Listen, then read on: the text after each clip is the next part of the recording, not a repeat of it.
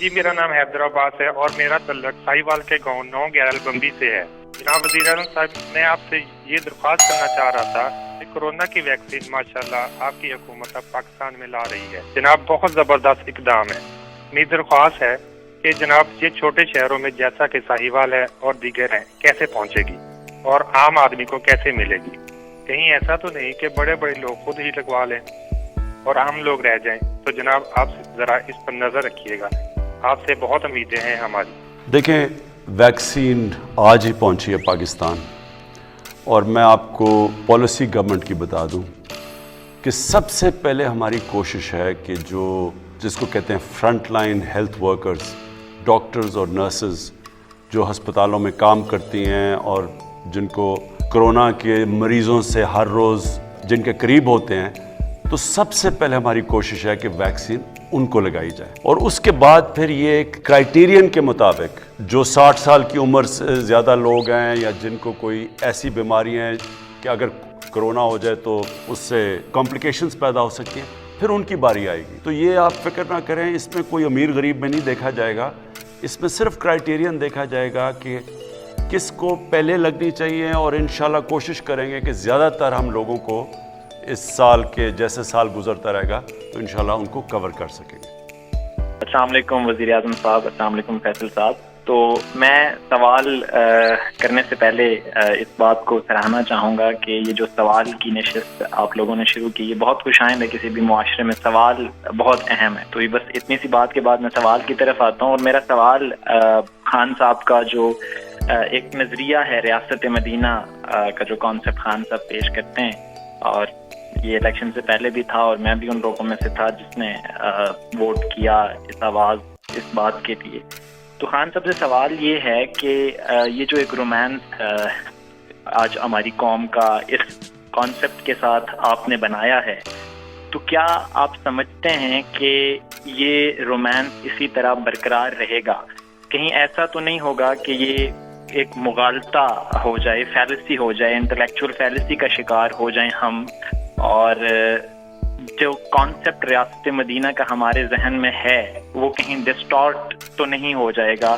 چونکہ ہم دیکھتے ہیں کہ لوگ جب بات کرتے ہیں اسلام آباد پولیس کے ہاتھوں اسامہ ستی کا قتل ہو، ساہیوال واقعہ ہو، تو لوگ کہتے ہیں کہ یہ ریاست مدینہ ہے۔ تو کہیں ہم جس چیز کو یولوجائز کرنا چاہتے ہیں، سراہنا چاہتے ہیں، جس کو بہت اٹھانا چاہتے ہیں، کہیں ہم اس گرینڈ وہ جو ڈیزائن ہے کہیں ایسا نہ ہو کہ وہ خواب جو ہے وہ اور خواب کا ٹوٹنا جو ہے وہ بڑا بیسکلی آپ یہ کہہ رہے ہیں کہیں فیل نہ ہو جائیں۔ جی جی جی دیکھیں، میں آپ کو دو مختلف چیزیں بتانا چاہتا ہوں کہ اللہ نے مجھے شاید زیادہ آزمایا اور باقی لوگوں سے زیادہ کامیابی دی، یعنی مختلف چیزوں میں زندگی میں نے بڑے بڑے گولز رکھے، کرکٹ میں، پھر ایز کیپٹن، پھر شوکت خانم، پھر نمل یونیورسٹی، اور پھر ایک وہ آدمی جس کی کوئی پولیٹیکل بیک گراؤنڈ نہیں تھی، وہ ایک 2 پارٹی سسٹم کے اندر وہ ایک پارٹی بناتا ہے، اور پھر ایک جدوجہد کے بعد وہ پارٹی اقتدار میں آ جاتی ہے، اور 2 پارٹی سسٹم جو دنیا میں کہیں نہیں ٹوٹتا۔ یہ یاد رکھیں کہ جدھر 2 پارٹیز ہیں وہ تیسری پارٹی کا آنا ناممکن ہے۔ امریکہ میں دیکھ لیں، انگلینڈ میں دیکھ لیں، ہندوستان میں دیکھ لیں، جدھر بھی دیکھ لیں۔ کہنے کا مقصد یہ ہے کہ یہ ساری چیزیں جب میں کرنے گیا، تو جس طرح آج آپ کہہ رہے ہیں کہ مدینہ کی ریاست ایک یہ ایسے خواب ہی نہ رہ جائے، تو یہ سب نے مجھے زندگی میں کہا کہ یہ چیزیں نہیں ہو سکتی۔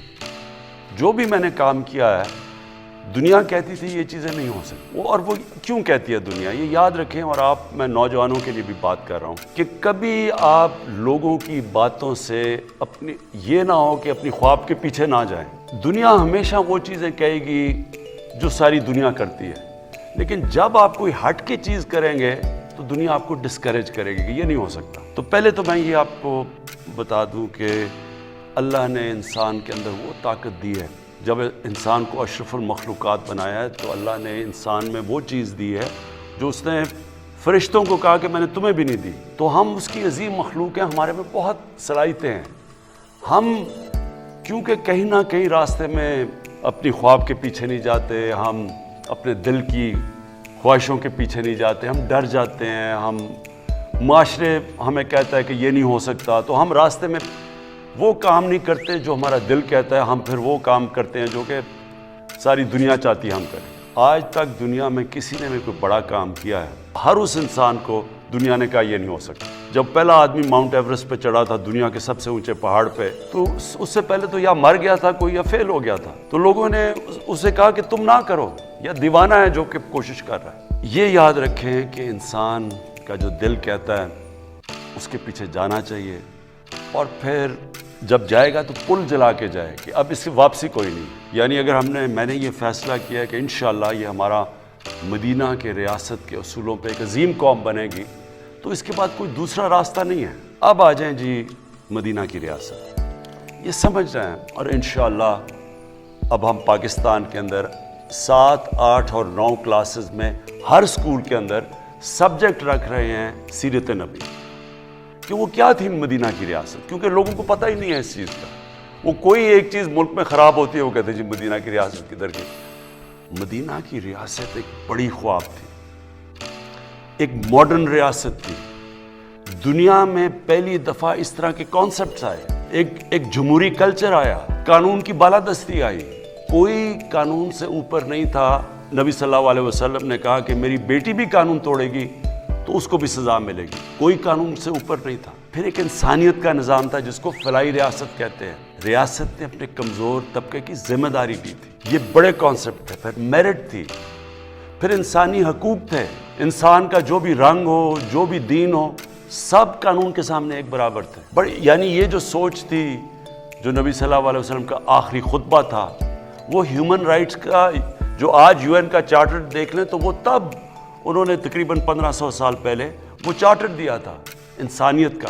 تو یہ سارے جو کانسیپٹس تھے یہ ماڈرن کانسیپٹس تھے۔ مسلمانوں کی تاریخ میں جو ملک ان اصولوں پہ گیا ہے وہ اوپر چلا گیا، اور جو مسلمان ملک نہیں بھی ہے جب وہ ان اصولوں پہ جاتا ہے وہ اوپر چلا جاتا ہے، اور جو ان سے پیچھے ہٹ جاتا ہے، جو بدقسمتی سے ہم ہٹ گئے ہیں، تو تب وہ ملک نیچے جاتا ہے، جو ہماری آج حالات ہے۔ تو یہ مدینہ کا ریاست، یہ یاد رکھیں، یہ ایک جدوجہد کا نام ہے، یہ سوئچ آن آف نہیں ہوتا کہ مدینہ کی ریاست آ جاتی ہے۔ ساری قوم مل کے ایک بڑی خواب کی طرف جاتی ہے، محنت کرتی ہے، قربانیاں دیتی ہے، مشکل وقت سے نکلتی ہے، کیونکہ مدینہ کی ریاست نبی صلی اللہ علیہ وسلم کی سنت تھی، وہی قوم اٹھ جاتی ہے اور عظیم قوم بن جاتی ہے، اور انشاءاللہ یہ بننے جا رہی ہے پاکستان ایک عظیم قوم۔ میں شعیب بول رہا ہوں گلگت سے۔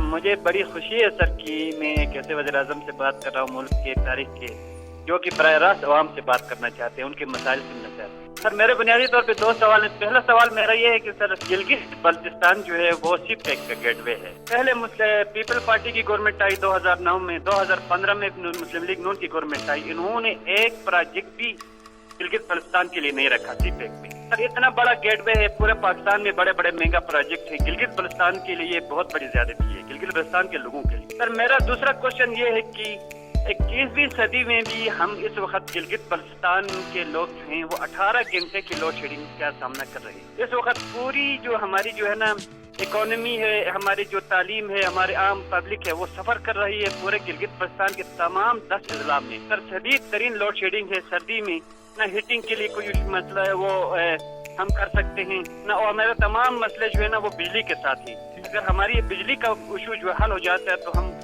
بہت سے مسئلے سے وہ ہمارے وہ ہو جائیں گے۔ سر میری گزارش یہ ہوگی کہ سر یہ جو سی پیک میں ہے، اس میں ہمارے جو شونٹر پاس اور گلگت چترال ایکسپریس وے کو اگر رکھتے ہیں تو ایک تو یہ ہوگا کہ ہمیں کراکرم ہائی وے کے متبادل ہمیں سڑک ملے گی، اور ہمارا جو سفر جو ہوگا وہ سال بھر جاری رہے گا، پورے 4 سال کے 12 مہینوں میں۔ تو میرے ہی سوال ہے، آپ کی بڑی مہربانی سر۔ جی پہلے تو گلگت بلتستان کے اوپر جو چیز کہنا چاہتا ہوں، یہ آپ نے سمجھ نہیں ہے بات، ہر جگہ کا ایک خاص چیز ہوتی ہے کہ وہ جس کو کمپیریٹیو ایڈوانٹیج کہتے ہیں، کہ وہ باقی جگہوں سے اس میں کوئی خاص چیز ہوتی ہے جو وہ ڈیولپ ہو سکتی ہے ہر جگہ پہ۔ مثلا کبھی بھی گلگت بلتستان کراچی یا فیصل آباد یا سیالکوٹ کی طرح کا انڈسٹریل ہب نہیں بن سکتا، آپ جو مرضی کر لیں وہ نہیں ہو سکتا، لیکن گلگت بلتستان وہ جگہ بن سکتی ہے جو دنیا کا ٹورزم کا ہب بن سکتا ہے۔ آپ کو میں مثال دیتا ہوں کہ سوئٹزرلینڈ جو سارا جو گلگت بلتستان یا ناردرن ایریاز ہمارے ہیں، سوئٹزرلینڈ اس سے آدھا ہے، اور سوئٹزرلینڈ ٹورزم میں ہر سال 80 अरब डॉलर कमाता है। अब ये सोचें कि पाकिस्तान सारी जो एक्सपोर्ट करता है वो 25 अरब डॉलर है, सारा पाकिस्तान, और सिर्फ स्विट्ज़रलैंड अपनी टूरिज्म से 80 अरब डॉलर कमाता है। तो जो गिलगित बल्तिस्तान है वो दुगना है स्विट्ज़रलैंड से। यहाँ के पहाड़ उससे बहुत ज़्यादा बड़े हैं, यहाँ खूबसूरती उससे बहुत ज़्यादा, क्योंकि मैंने तो स्विट्ज़रलैंड देखा हुआ है और सारा गिलगित बल्तिस्तान देखा। ये समझ लें कि अगर हम कॉन्सनट्रेट सिर्फ टूरिज़म पे करें, ये सारा इलाका वो खुशहाल हो सकता है जो आप सोच भी नहीं सकते। हाँ, सी पैक के भी रास्ते में हैं, बिल्कुल ठीक है। हाँ, कई ऐसी हम वहाँ इंडस्ट्री लगा सकते हैं, ये भी ठीक है, हर किस्म की इंडस्ट्री वहाँ नहीं लग सकती। लेकिन ये मैं आपको कह दूं कि जो अब मेरी सोच है, मैंने आपके चीफ मिनिस्टर से मेरी बातचीत भी हुई है कि इंशाअल्लाह हम पूरा अब जोर लगा रहे हैं कि हमने इसको टूरिज़्म का हब बनाना है। दूसरी चीज़ जो बिजली की आपने बात की, यहाँ है हाइड्रो इलेक्ट्रिसिटी। अब तक मसला ये रहा है कि वहाँ अगर हाइड्रो इलेक्ट्रिक यानी पानी पे बिजली बनाएंगे तो उसको कैसे, इतना लंबा वो रास्ता है, उसको निकालेंगे कैसे। लेकिन मैंने फैसला किया है और ये मैंने पिछले हफ्ते ही ऑर्डर किया है कि हम एक ग्रिड स्टेशन बनाने लगे हैं गिलगित बल्तिस्तान में, क्योंकि हमें पता है वहाँ मसला आपको पड़ा हुआ है बिजली का। दूसरी चीज़, हम छोटे छोटे हाइड्रो बिजली यानी पानी के ऊपर बिजली के वो जनरेशन के प्लांट्स लगाने लगे हैं, ये भी हम अब करने लगे हैं। तो और तीसरी चीज़ सड़कें, आपने बात ठीक की कि टूरिज़्म तब होती है जब एक एरिया को एक सड़क खोल देती है टूरिज़्म के लिए। वो भी हमने 2 ऐसी सड़कें प्लान की हुई हैं जो ये सारा आपका इलाका खुल जाएगा और यहाँ टूरिज़्म आ गई। जब जो अभी भी टूरिज़्म है, जो लोकल टूरिज़्म है, वही गिलगित बल्तिस्तान में दुगनी तिगनी हो गई है। लेकिन अगर हमने ये सड़कें भी मज़ीद खोल दी तो आप देखेंगे कि लोगों को वहाँ ऐसी खुशहाली आ सकती है आपको कि जो लोग गिलगित बल्तिस्तान में बाहर जाके नौकरियाँ करते हैं उनको जाने की ज़रूरत नहीं पड़ेगी।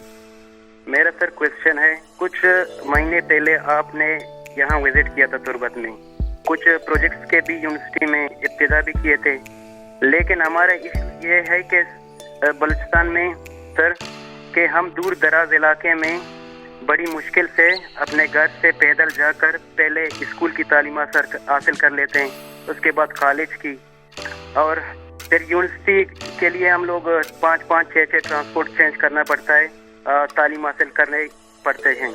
लेकिन सर इसके बावजूद यहाँ ना प्राइवेट सेक्टर में या ना के गवर्नमेंट सेक्टर में जॉब अपॉर्चुनिटीज कुछ भी नहीं है। तो सर हम करें तो क्या करें? मेरा सर एक दूसरा सवाल है छोटा सा, जो इंटरनेट के हवाले से, एजुकेशन फैसिलिटी और एजुकेशन डेवलपमेंट के लिए इंटरनेट बहुत ज़रूरी है सर।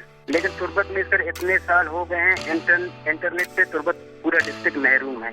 बलूचिस्तान का मसला ये है कि इलाका बहुत बड़ा है, आबादी बहुत कम है, जो बीच में डिस्टेंसेस हैं यानी फासले बहुत ज़्यादा है, तो इसलिए उसकी जो डेवलपमेंट है वो एक आसान नहीं है। क्योंकि डेवलपमेंट कैसे होती है कि जब ज़्यादा लोग एक जगह पे जमा हो जाते हैं तो उनको फिर सहूलतें देना, वहाँ यूनिवर्सिटीज़, कॉलेजेस वगैरह, इंडस्ट्री बनाना आसान हो जाता है। तो जब इतने बड़े फासले हो तो एक तो ये मसला है बलूचिस्तान का।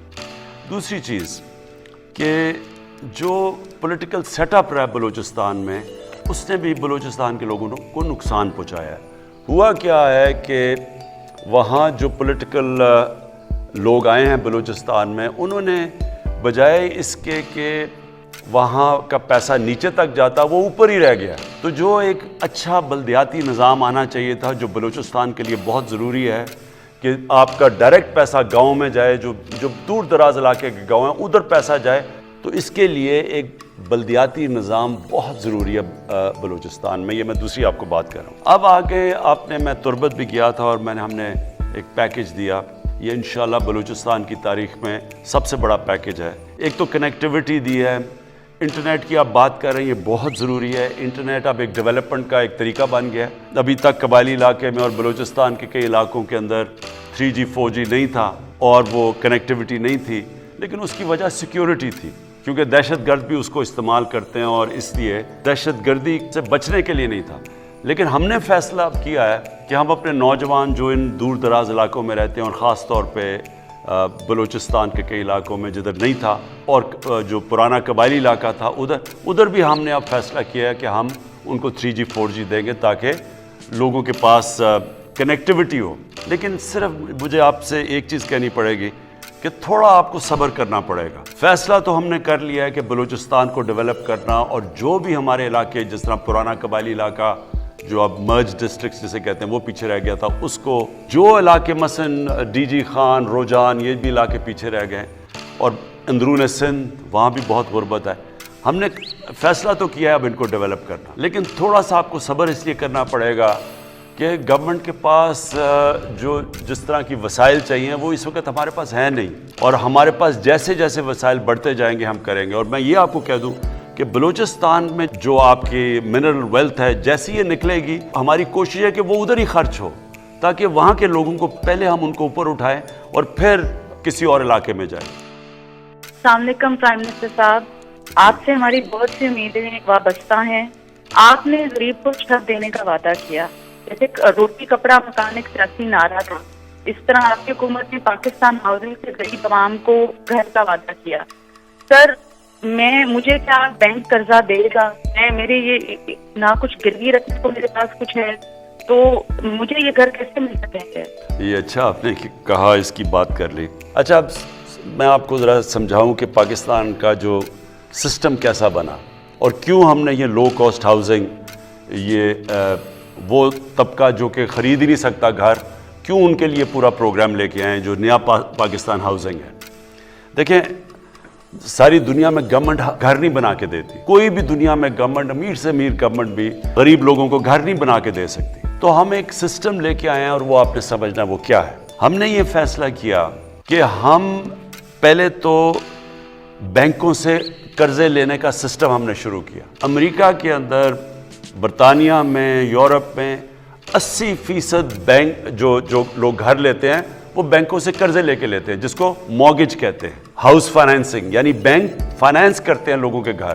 تو 80% جو لوگ گھر لیتے ہیں وہ بینکوں سے قرضہ لے کے لیتے ہیں. ملیشیا میں 30% لوگ بینکوں سے قرضہ لے کے لیتے ہیں، گھر بناتے ہیں. ہندوستان میں 10% لوگ یعنی مارگیج فائنینسنگ کرتے ہیں، اور پاکستان میں 0.2%. یعنی ہمارا کوئی یا کیش ہے تو گھر بناؤ، نہیں تو گھر ہی نہیں بنا سکتے. تو لہٰذا ہم نے جو سسٹم لے کے آئے، پہلے ہم نے ایک فور کلوجر لا ہے جو رکاوٹ بنا ہوا تھا، یعنی اگر بینک کسی کو پیسے دیں اور وہ گھر نہ بنائے تو ان کا پیسہ ڈوب جاتا تھا، بینک پیسے نہیں دیتے تھے.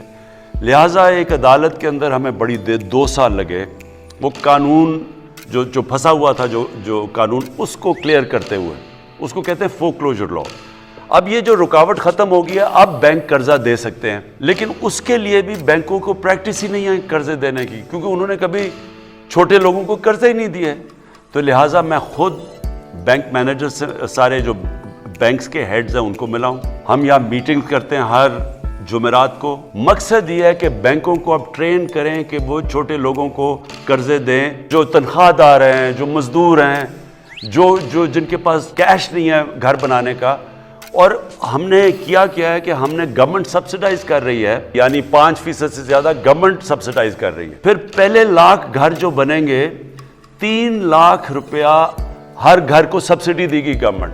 اس سے کیا ہوگا، جتنے لوگ کرایہ پہ خرچ کرتے ہیں، اپنا جو مہینے کا کرایہ دیتے ہیں، وہی کرایہ دینے کے بجائے وہ اس کو قسطوں میں دے دیں گے بینک کو. تو ہوگا کیا کہ وہ بجائے کرایہ دینا کہ وہ قسطیں دیں گے، وہ گھر ان کا اپنا ہو جائے گا. یہ ہے ہمارا پروجیکٹ، یہ شروع ہو گیا ہے. آہستہ آہستہ لوگوں کو سمجھ آ رہی ہے، بینکس بھی آہستہ آہستہ سمجھ رہے ہیں. لیکن انشاءاللہ یہ اب آپ ٹی وی پہ اشتہار دیکھتے ہوں گے، بینکس اب اشتہار دے رہے ہیں، بینکس خود کہہ رہے ہیں کہ لوگ آ کے تو ہمارے سے قرضے لیں. تو یہ ہمارا جو ہے، یہ پہلی دفعہ پاکستان میں ہو رہا ہے کہ عام آدمی جس کے پاس پیسے نہیں ہیں، جو تنخواہ دار ہے، جو مزدور ہے، اس کو بھی موقع مل جائے گا کہ اپنا گھر بنا لے. سر میرا کوشچن ہے بنیادی طور پہ ناموس رسالت صلی اللہ علیہ وسلم اور اسلاموفوبیا پہ. خان صاحب کی ماشاءاللہ جو سپیچ تھی UN میں سر، وہ بہت امپریسو سپیچ تھی، لیکن اس کے بعد پھر انٹرنیشنلی 2-3 ایونٹس ہوئے. اب چاہیے تو یہ تھا کہ انٹرنیشنلی کچھ ایسی ویل انٹیگریٹڈ مربوط حکمت عملی ہوتی اور اسلامی ممالک کو ساتھ ملا کر سب ایسا کام کیا جائے کہ جس سے یہ ایشو پرماننٹلی ریزالو ہو جائے، ختم ہو جائے. تو اس سلسلے میں سوال یہ ہے کہ سر اس سلسلے میں آپ کی کیا حکمت عملی ہے کہ آئندہ آنے والے دنوں میں کیا کوئی ایسا مضبوط پلان بن سکتا ہے کہ جس سے عالمی سطح پر اس ایشو کو اس طرح سے دوبارہ سے نہ اٹھایا جائے اور دنیا کے 1.5 ارب مسلمانوں کے دلوں کو اس طرح سے ٹھیس نہ پہنچائی جائے، اس کے لیے کیا کوئی عملی اقدامات کیے جا رہے ہیں؟ دیکھیں، یہ ہماری بڑی بدقسمتی ہے مسلمانوں کی، اور یہ شروع ہوا ہے 1989 سے، جب سلمان رشدی نے کتاب لکھی اور اس کے اندر اس نے گستاخی کی ہمارے نبی صلی اللہ علیہ وسلم کی شان میں. تو تب سے مغرب کے اندر یہ سلسلہ شروع ہوا پچھلے 30 سالوں سے. ہوتا کیا تھا کہ مسلمان کو تکلیف پہنچتی تھی جب یہ اس طرح کی کوئی ان کی شان میں گستاخی ہو. اس کے بعد وہاں مغرب میں کوئی رائٹس یا یہاں بھی لوگ سڑکوں پہ نکلتے تھے، کیونکہ مغرب کو اس چیز کی سمجھ نہیں تھی، کیونکہ وہاں وہ بالکل دین کو اور طرح لیتے ہیں. وہ تو اس کو اس طرح نہیں لیتے جس طرح ہم لیتے ہیں، اور نہ ہی ان کو سمجھ ہے کہ مسلمانوں کو کتنی تکلیف ہوتی ہے، کہ کیسے نبی صلی اللہ علیہ وسلم ہمارے دلوں میں رہتے ہیں. ہمیں اپنی فیملی سے زیادہ تکلیف ہوتی ہے، یعنی کوئی چیز ہمیں اتنی تکلیف نہیں دیتی جتنی جب ان کی شان میں کوئی گستاخی کرتا ہے. لیکن مغرب کو یہ سمجھ نہیں آتی، کیونکہ وہ کہتے ہیں جی فریڈم آف سپیچ ہے ہماری، اور ہم آزادی رائے کے نام پہ ہم جو بھی کر لیں. حالانکہ وہاں کئی چیزیں آزادی رائے میں نہیں آتی. میں جب پرائم منسٹر بنا، میں نے پہلے OIC میں اس چیز کو اٹھایا، پھر میں یونائٹڈ نیشنز کی جنرل اسمبلی میں اس کو اٹھایا، پھر پریزیڈنٹ اردوغان اور مہاتر محمد، ہم نے تینوں نے مل کے اس کے اوپر بات چیت کی، مغرب کو سمجھایا. لیکن وہاں کئی تو فتنہ جان کے کرتے ہیں، زیادہ تر لوگوں کو سمجھ نہیں ہے. تو جب فرانس میں ہوا، پھر صرف 2 پرائم منسٹرز نے اس کے اوپر بات کی، جو ایک پریزیڈنٹ اردوغان تھے اور دوسرے میں تھا. اب دیکھیں مسئلہ کیا ہے. جب تک مسلمان ملک کے ہیڈ سب مل کے اس کے اوپر ایک آواز میں بات نہیں کریں گے، یہ مسئلہ حل نہیں ہونے لگا. اور میں نے سارے مسلمان ہیڈز کو خط بھی لکھے اور کہا ان کو کہ ہم سب کو مل کے ایک آواز میں کہنا پڑے گا کہ یہ آزادی رائے کی آڑ لے کے مسلمانوں کو تکلیف نہ پہنچائیں، نبی صلی اللہ علیہ وسلم کی شان میں گستاخی کر کے. یہ ایک جد و جہد ہے، مسلسل اس کے اوپر کام کرنا پڑے گا، اور مجھے پورا یقین ہے کہ ہم کامیاب ہو جائیں گے. واجد رحمان کہتے ہیں کہ آپ اپوزیشن والوں کو NRO کیوں نہیں دیتے؟ ان کو NRO دے دیں اور عوام کے روز کے جو ان کے جو ڈرامے ہیں ان سے جان چھوٹے. پھر اس طرح کریں، سارے جیل کھول دیں پاکستان کے، تو وہ بیچارے لوگوں کا کیا قصور ہے؟ ان کی تو چوریاں چھوٹی چھوٹی ہیں، کسی کی لاکھ روپے چوری ہے، کسی نے بھینس چوری کی، کسی نے کوئی موٹر سائیکل چوری کیا. تو وہ بیچارے جو جیلوں میں بھرے ہوئے ہیں، ان کا کیا قصور ہے؟ پھر میں اپنی ساری قوم کو یہ سمجھانا چاہتا ہوں، دنیا کی تاریخ اٹھا کے دیکھیں، کوئی دنیا میں ملک آج تک آگے بڑھ ہی نہیں سکا جدھر قانون کی بالادستی نہ ہو، رول آف لا نہ ہو. کوئی دنیا میں ملک دیکھیں، جب ایک ملک آگے بڑھتا ہے وہ صرف ایک چیز سے بڑھتا ہے، خوشحالی صرف ایک وجہ سے آتی ہے، جدھر قانون کی بالادستی ہوتی ہے. جس ملک کے اندر جس کی لاٹھی اس کی بھینس، مائٹ از رائٹ، جس ملک میں قانون نہیں ہوتا، آج مجھے بتا دیں ایک ملک جو ترقی کیا ہو، اور وہ ہوتا کیا چیز تباہ کرتی ہے ملک کو؟ میں مدینہ کی ریاست کے ہمارے سرکار مدینہ نبی صلی اللہ علیہ وسلم، دنیا میں اس طرح کا لیڈر نہیں آیا، نہ آ سکتا ہے نہ آیا. انہوں نے کہا کہ بڑی قومیں تمہارے سے پہلے تباہ ہوئی، طاقتور کے لیے ایک قانون، کمزور کے لیے دوسرا. یہ NRO ہے، مطلب کہ طاقتور کو آپ NRO دے دیں، غریب لوگوں کو جیلوں میں بھر دیں. یہ قوم کی تباہی کا راستہ ہے. آج دنیا کا نقشہ اٹھا کے دیکھیں، ایک ایک ملک دیکھیں، کون سا خوشحال ملک ہے اور کون سا غریب ترین ملک ہے. وسائل کا اس میں کوئی دخل اندازی نہیں ہے. جو سب سے وسائل میں امیر ترین ملک ہیں وہ اس وقت غریب ترین ہے، وہ غربت سب سے زیادہ ہے. اور جن ملکوں کے اندر وسائل ہے ہی نہیں، مثلا سوئٹزرلینڈ میں تو صرف ٹورزم ہی ہے، یا اسکینڈینیویا کے ملکوں میں کیا ہے ان کی خاص چیز ہے؟ کچھ بھی نہیں ہے. خوشحال ترین ملک ہے. وجہ اس کی کہ وہاں قانون ہے، وہاں رول آف لا ہے. اور دوسرے ملکوں کے اندر جدھر یہ آپ ملک اٹھا کے دیکھ لیں، غریب ملکوں کو دیکھ لیں، ایک ایک ملک کو آپ دیکھ لیں کہ وہاں اسی طرح کے کرپٹ پرائم منسٹر آتے ہیں، کرپٹ پریزیڈنٹس آتے ہیں، وہ دونوں ہاتھوں سے وہ اور ان کی منسٹرز ملک کو لوٹتے ہیں. وہ سارے ملک کا پیسہ باہر لے جاتے ہیں. وہ کیوں باہر لے جانے پڑتے ہیں؟ کیونکہ اگر وہ ملک میں رکھیں گے تو پیسہ نظر آ جائے گا. اس لیے چوری کر کے ملک سے پیسہ جب باہر دگنا نقصان کرتے ہیں ملک کو. منی لانڈرنگ جو ہے، جب ایک غریب ملک کا پیسہ باہر جاتا ہے وہ دگنا نقصان کرتا ہے. کیسے نقصان کرتا ہے؟ ڈالر خریدنے پڑتے ہیں باہر بھیجنے کے لیے، یا حوالہ ہنڈی سے ڈالر لیتے ہیں، پھر باہر جاتا ہے. وہ ڈالر جب آپ ملک سے باہر بھیجتے ہیں، ڈالر کم ہوتے ہیں. جب ڈالر کم ہوتا ہے تو روپیہ گر جاتا ہے آپ کا. جب روپیہ گرتا ہے تو ساری چیزیں مہنگی ہوتی ہیں. महंगाई कैसे होती है? जब रुपया गिर जाता है आपका, जो चीज़ बाहर से लाते हो, तेल, बिजली, खाना पीने, सब महंगी हो जाती है। आज जो सबसे बड़ी वजह गरीब मुल्कों के अंदर गुर्बत क्या वजह है कि वहाँ इस तरह के बैठे हुए हैं डाकू चोर जो ऊपर आके मुल्क लूट के सारों ने अपने मुल्कों को कंगाल कर दिया, मकरूज कर दिया। महातिर मोहम्मद ने मलेशिया को उठा के उस्मानों पे ले गया। जैसे ही महातिर मोहम्मद 20 साल के बाद गए, उधर भी एक इस तरह का आदमी आ गया जिस तरह हमारे ये जो APDM टाइप लोग हैं, उसने भी आके अपना मुल्क लूटा, मनी लॉन्ड्रिंग की। उसका क्या नतीजा हुआ? वो मलेशिया जो खुशहाल तरीन मुल्क था वो मकरूज हो गया, और वो आज उनका प्राइम मिनिस्टर जेल में है जिसने उसको मकरूज किया था।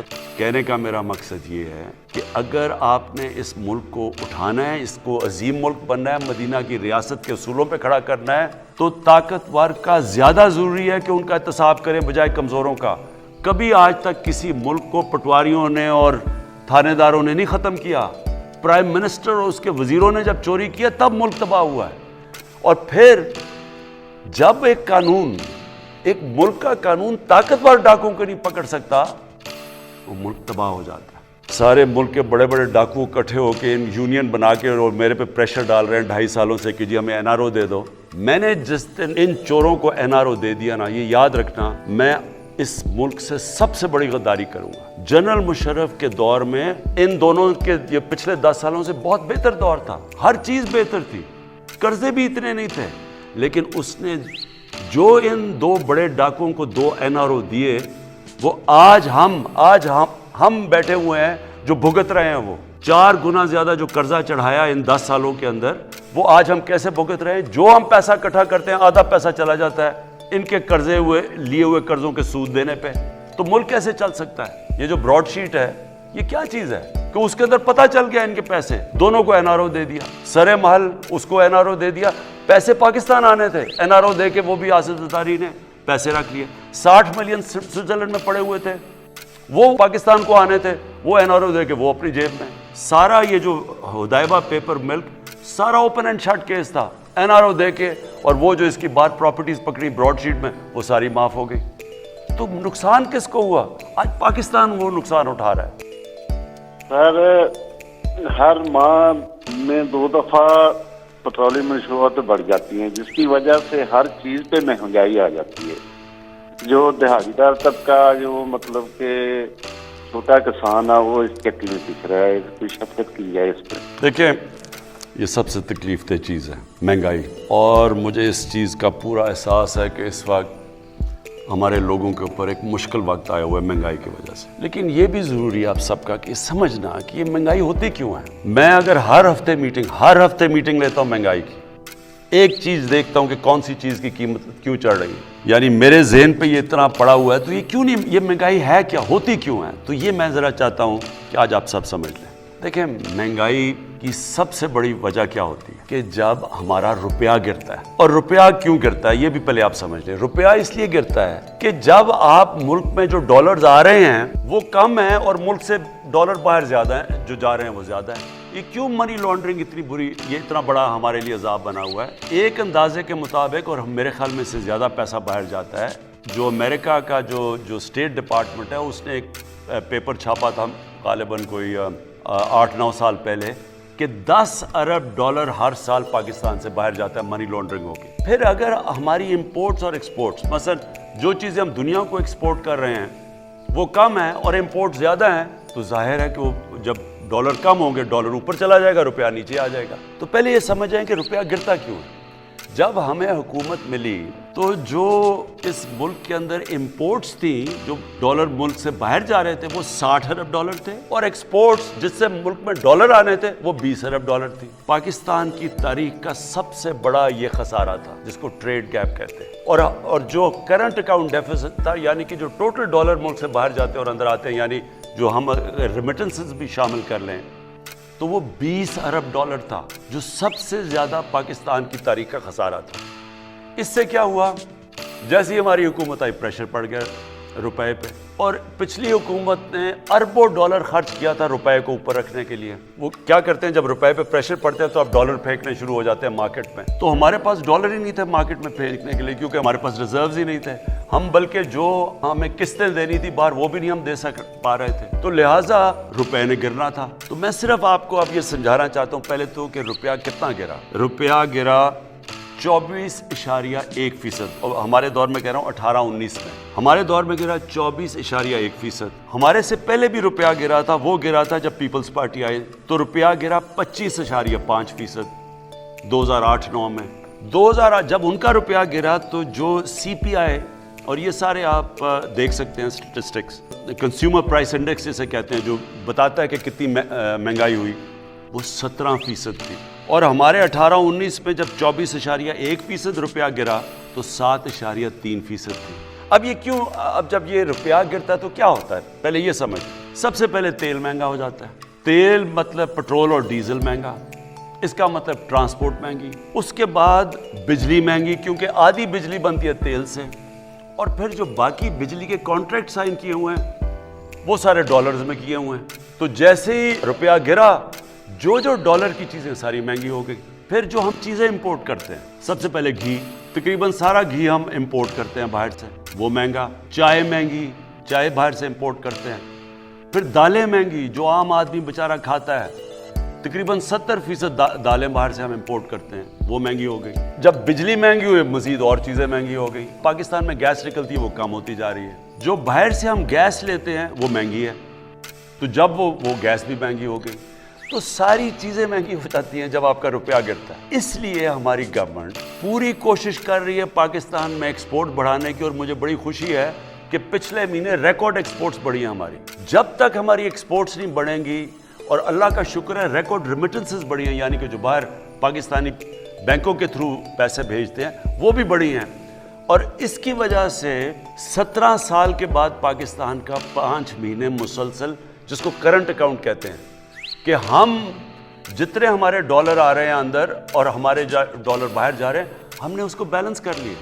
हमारा खसारा ख़त्म कर दिया हमने, क्योंकि हमने एक्सपोर्ट्स भी बढ़ाई हैं और हमारी रेमिटेंसेस भी बढ़ी है, और हमारा मुल्क सही रास्ते पे लग गया। अगली चीज़ जो हमने करनी है, इन्वेस्टमेंट मुल्क में लेके आनी है, वो तीसरी चीज़ है। तो जैसे जैसे हम अब कदम उठा रहे हैं, डॉलर्स हमारे मुल्क में ज़्यादा आएंगे, हमारा रुपया स्ट्रॉन्ग हो जाएगा। जब रुपया ठीक होगा तो ये आपका सबसे बड़ा महंगाई का मसला तब ख़त्म होगा। दो और चीज़ें हमें मसले हुए। एक, 2 साल हमारी गंदम की क्रॉप कम हो गई। गंदम कम हुई पाकिस्तान में, क्यों हुई? ये मौसम की तब्दीली की वजह से बारिशें उस टाइम पे हो गई जब गंदम को हमने कटाई का टाइम था। 2 साल मुसलसल हमारी गंदम कम हुई, वो बाहर से मंगवानी पड़ी। जब वो, तो जिस तरह रुपया गिरा तो वो भी महंगी। फिर चीनी, वो हमारी कम हो गई। मुझे पूरा एहसास है, सारा वक्त मैं मॉनिटर कर रहा हूँ, पूरी कोशिश कर रहे हैं कि हम महंगाई को रोकें। थोड़ा आपको सब्र करना पड़ेगा। एक बुरे माशी हालात में, एक मकरूज़ मुल्क में जिसने कर्जे लिए हुए थे, आहिस्ता आहिस्ता जैसी हमारी माइशत ठीक होगी, इंशाल्लाह इसके ऊपर मुकम्मल काबू पा लेंगे। मेरा सवाल प्राइम मिनिस्टर साहब से है कि हम लोग जो हैं एक गैर इस्लामी ममालिक में रहते हैं, और हम एज अ पाकिस्तानी और एज अ मुसलमान, हमारे लिए यहाँ पे नामूस रसालत का बहुत बड़ा मसला है। हम लोग उनसे, हमारा ये है कि 1 अरब से ज़ाहिद मुसलमानों की जो है नबी सल्लल्लाहु अलैहि वसल्लम के साथ मोहब्बत को बार बार आजमाया जाता है, जिससे तमाम मुस्लिम ममालिक में इश्तियाल पैदा हो जाता है। इस हवाले से मेरा उनसे सवाल है कि हम लोग आवाज़ तो उठाते हैं, लेकिन क्या तमाम मुस्लिम ममालिक मुस्तहिक होके एक मुश्तरका राय अमली इख्तियार कर सकते हैं? क्या प्राइम मिनिस्टर साहब दीगर मुस्लिम ममालिक के सरबराहान से इस मामले में राब्ते में हैं कि नहीं? जब तक मुसलमान दुनिया मिल के इसका प्रेशर नहीं डालेगी मगरब ममालिक के ऊपर, ये मुश्किल रहेगा हमारे लिए कि वो इसके पीछे छुप जाते हैं कि जी आज़ादी राय है, कि जी हमारी आज़ादी राय है। लेकिन मुझे अभी भी, मैं आपको बता दूं कि कभी भी उनको इस चीज़ का इतना एहसास नहीं हुआ जितना आजकल हुआ, क्योंकि जब से हमने उठाया, और मुझे फ़ख्र है इसका कि पाकिस्तान सबसे ज़्यादा उसने इस चीज़ को उठाया है। साथ साथ इस्लामोफोबिया, जो आप मगरब में रहते हैं, आपको पता है कि किस तरह की वहाँ इस्लाम के ख़िलाफ़ प्रोपेगेंडा और इस्लामोफोबिया से बड़े हमारे लोगों को मुश्किल वक्त से गुजरना पड़ता है। लेकिन इसका सिर्फ हल एक ही है, हम आहिस्ता आहिस्ता, और मेरी पूरी कोशिश होगी कि मुसलमान ममालिक को मैं इकट्ठा करूँ, اور اس چیز کے اوپر اور پریزیڈنٹ اردوغان نے پورا ہمارے ساتھ میرے ساتھ انہوں نے سٹینڈ لیا ہوا ہے. جس طرح میں نے کہا جب فرینچ پریزیڈنٹ میکرون نے جب انہوں نے کہا تو صرف 2 مسلمان ہیڈز آف اسٹیٹ نے اس کے اوپر بات کی اور ان کی تنقید کی. تو اس لیے انشاءاللہ ہماری کوشش ہے کہ اور زیادہ لوگوں کو اکٹھا کریں گے. مجھے پورا یقین ہے کہ یہ کیمپین میں انشاءاللہ ہم کامیاب ہو جائیں گے. جیسے ہی ان کو یہ پتہ چلے گا کہ جس وقت وہ کوئی بھی ان کے ملک میں اس طرح کی حرکت کرے گا ایک دم 50 مسلمان ملکوں سے ریاکشن آئے گا, تب یہ ایشو ختم ہوگا. میں آپ سے ایک سوال کرنا چاہتا ہوں. آپ نے فرمایا کہ فورن فنڈنگ کیس میں اپوزیشن والے خود پھنس گئے ہیں. اس کی وضاحت فرمائیں گے؟ کیا آپ نے بھی کسی سے پیسے لیے ہیں؟ حقیقت کیا ہے؟ پلیز اگر آپ بتا سکیں تو. یہ بڑا اچھا کہ آپ نے یہ سوال پوچھ لیا. بڑی اچھی ایک سینگ ہے, ایک پنجابی کی سینگ ہے کہ گیدڑ کی جب موت آتی ہے تو شہر کی طرف بھاگتا ہے. اب انہوں نے فورن فنڈنگ کا کیس ہمارے اوپر کر دیا کہ جی فورن فنڈنگ آئی ہے پی ٹی آئی میں, تو انہوں نے تو بڑا اپنے آپ کو عذاب میں ڈال لی ہے, اور میں وہ بتاتا ہوں کیوں. دیکھیں, مجھے آج سے تقریباً 31 سال پہلے میں نے فنڈ ریزنگ شروع کی تھی شوکت خانم کی. تو میں تو پاکستان کا وہ فنڈ ریزر ہوں جس نے پاکستان کی تاریخ میں سب سے زیادہ پیسہ اکٹھا کیا. آج بھی اکٹھا کر رہا ہوں شوکت خانم کے لیے, نمل یونیورسٹی کے لیے. تھوڑا مشکل ہے جب سے پرائم منسٹر بنا ہوں, لیکن اس سے پہلے تو میں سب سے زیادہ پیسہ اکٹھا کرتا تھا پارٹی کے لیے بھی. تو کیونکہ مجھے سمجھ تھی فنڈ ریزنگ کیا ہے, ہماری پارٹی واحد پارٹی ہے جس نے پولیٹیکل فنڈ ریزنگ کی ہے. پولیٹیکل فنڈ ریزنگ کیا ہوتی ہے کہ ہم باقاعدہ ڈنرز کرتے تھے, ڈنرز پہ لوگ آتے تھے, ان لوگوں سے پھر ہم ان کو بتاتے تھے کہ پارٹی کیا کرنا جا رہی ہے, اور پھر وہ پیسے دیتے تھے. اور اس میں بہت بڑا ہاتھ اوورسیز پاکستانیز کا تھا. میں نے اوورسیز پاکستانی سے جب شوکت خانم کے لیے شروع میں پیسے اکٹھے کیے آج سے 20-25 سال پہلے, تو سب سے زیادہ اوورسیز پاکستانی نے مجھے پیسے دیے تھے. اور میرا انٹریکشن اوورسیز پاکستان سے کیوں زیادہ تھا, کیونکہ کرکٹ کے ذریعے میں ساری دنیا پھرتا تھا اور ادھر اوورسیز پاکستانی ملتے تھے مجھے. تو لہٰذا ہمارا جو پیسہ اکٹھا ہوا یہ بالکل پولیٹیکل فنڈ ریزنگ سے, اور ہمارے پاس وہ واحد پاکستان کی تاریخ کی پارٹی ہے. 40,000 ڈونرز کے ہمارے پاس ایڈریسز اور پتہ اور فون نمبرز ہیں کہ آج وہ 40,000 ڈونر جنہوں نے ہمیں پیسے دیے ہیں, آپ کسی کو بھی کال کر کے پوچھ سکتے ہیں کہ جی آپ نے پیسے دیے یا نہیں. اب یہ پارٹیز ہیں, میں ان کو چیلنج کرتا ہوں کہ یہ 100 ڈونرز کے نام مجھے دے دیں. ہمارے 40,000 ہیں نا, یہ آپ کو 100 ڈونرز کے نام نہیں دے سکیں گے, کیونکہ انہوں نے فنڈ ریزنگ جیسے کی ہے وہ میں جانتا ہوں کیسے کی ہے. ایک تو یہ جو بڑے بڑے قبضہ گروپ انہوں نے پالے ہوئے تھے, ان سے پیسے لیتے تھے.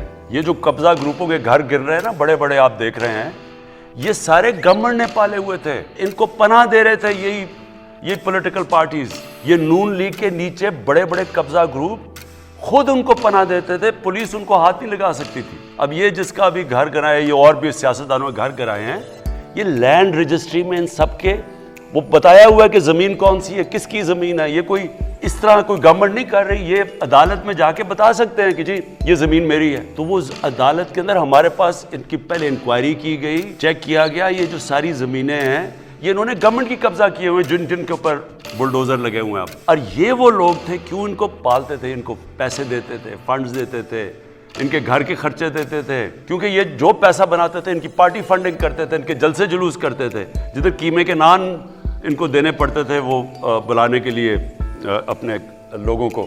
میں اس لیے کہہ رہا ہوں کہ یہ اب اس کو الیکشن کمیشن کو منطقی انجام تک پہنچانا چاہیے. ایک تو ان کے پاس ڈونر بیس ہی نہیں آپ کو نظر آئے گا. فورن فنڈنگ کا اصل تو مقصد یہ ہے کہ کوئی باہر کی حکومت آپ کو پیسے نہ دے کوئی, اور کیونکہ وہ اگر آپ کو پیسے دے گی اور آپ پاور میں آئیں گے, آپ کو وہ انفلوئنس کر سکتی ہے, آپ کی فورن پالیسی افیکٹ کر سکتی ہے. یہ بھی اگر تحقیقات کی جائے کہ کیا ان کو فورنرز نے پیسے دیے یا نہیں دیے. کیا وہ جو فضل الرحمان ہے وہ بتا سکتا ہے کہ اس کو اتنی دیر اس نے پارٹی کیسے چلائی ہے؟ کیا وہ یہ کہہ سکتا ہے کہ مجھے کسی لیبیا نے نہیں پیسے دیے؟ کیا نواز شریف کہہ سکتا ہے کہ اسامہ بن لادن سے اس نے پیسے نہیں لیے بے نظیر کی گورنمنٹ گرانے کے لیے؟ بے نظیر کی سٹیٹمنٹ ہے اس کے اوپر, اس نے کتاب میں لکھا ہوا ہے. خالد خواجہ جنہوں نے پیسے دیے تھے نواز شریف کو اسامہ بن لادن سے, اس نے ایفیڈیوٹ دیا ہوا کہ میں نے اسے پیسے دیے تھے. تو یہ تو خود پھنس گئے ہیں. وزیر اعظم صاحب, آپ ہمارے ہیرو ہیں, آپ سے بہتر کرکٹ کو کوئی نہیں جانتا, لیکن جب ہم پی سی بی کی کارکردگی کو دیکھتے ہیں تو نہایت شرمندگی ہوتی ہے. سر, جب آپ کی حکومت آئی تو ہمیں امید تھی کہ پی سی بی میں بہتری آئے. پرائم منسٹر صاحب برائے مہربانی پی سی بی کو کوئی ایسا بندہ دیں جس سے اس کی کارکردگی بہتر ہو سکے. میں کئی دفعہ حیران ہوتا ہوں کہ سارے سمجھ رہے تھے جب ہم آئیے گورنمنٹ کہ جی آج گورنمنٹ آئی ہے اور ایک دم سب کچھ ٹھیک ہو جائے گا.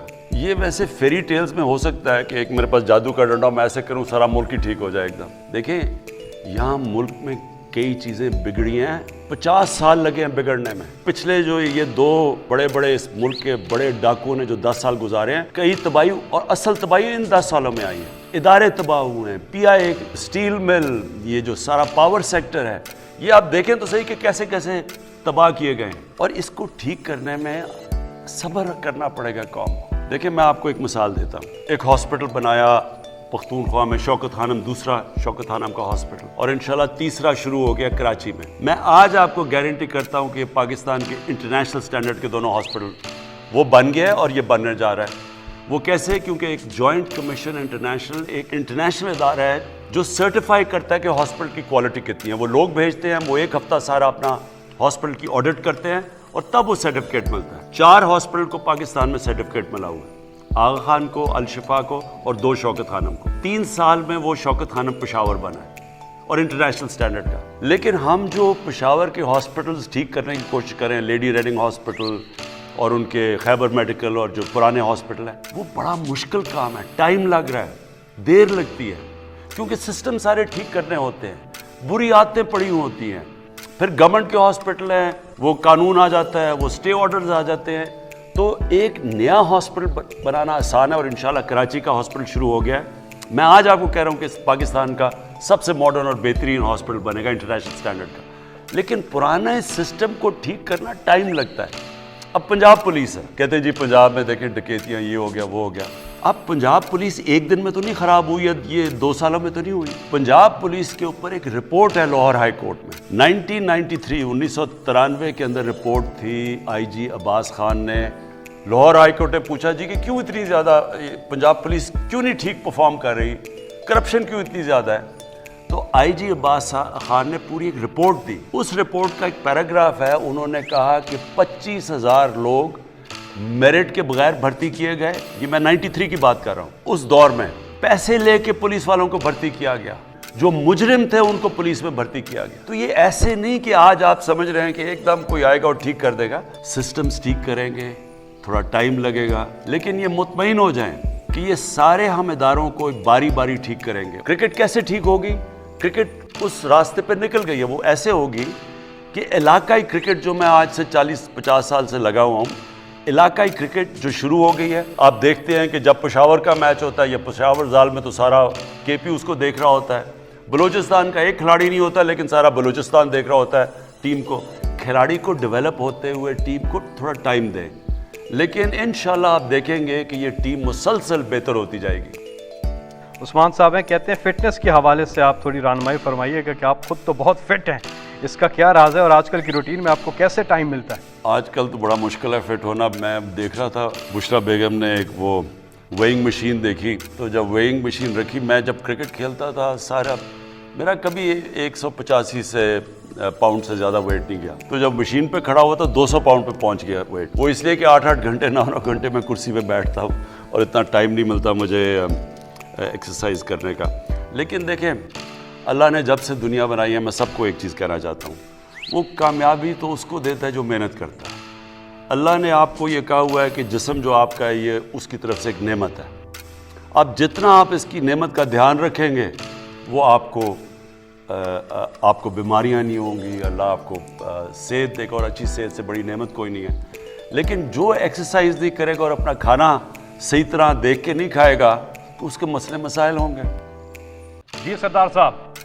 السلام علیکم جی. میرا اسکپر سے یہ ایک سجیشن بھی ہے اور یہ بلین ٹری سونامی کے حوالے سے بھی بلین ٹری لگایا گیا. میرا تعلق ہے تحصیل لورا ضلع ایبٹ اور میں ہزارہ کا رہنے والا ہوں. میں اس سلسلے میں جو 2 سال سے اس پہ کام بھی کر رہا ہوں. زیتون کے میں نے 1230 پودے پچھلے سال چھنکیاری والوں کے توسط سے لگائے تھے ٹی ریسرچ سینٹر کے حوالے سے. تو میں یہ اسکپر کو ایک سجیشن دینا چاہتا ہوں کہ ہمارا جو ایریا ہے تحصیل لورا خاص طور پہ یہ یہاں پہ وائلڈ اولیو بے شمار ہے اور گورنمنٹ کی پالیسی بھی ہے. تو ہم اس ایریا کو ایک دم سے اپ لفٹ کر سکتے ہیں, خاص طور پہ ہزارہ پورے کو اور تحصیل لورا کو یہاں پہ اولیو ٹریز جو ہیں وائلڈ اولیو ہیں ان کے اوپر گرافٹنگ کرائیں. ایک دوسرے نمبر پہ یہ ہے اس کے اوپر کہ اگر فرض کیا جو پودے آتے ہیں ایک تو ان کی تعداد آپ کم کریں, اور دوسرا یہ ہے کہ کوالٹی میک شیور کریں, کیونکہ ریشو جو ہے اس کی بہت ضروری یہ چیز ہے کہ اس کی جو سکسیس ریشو ہے وہ زیادہ ہونی چاہیے. یہ گورنمنٹ کو خاص طور پہ جنگل والوں کو ٹاسک فورس ان کی بنائیں اور ان سے کہیں کہ اس ایریا میں اچھے طریقے سے یہ پلانٹیشن کریں.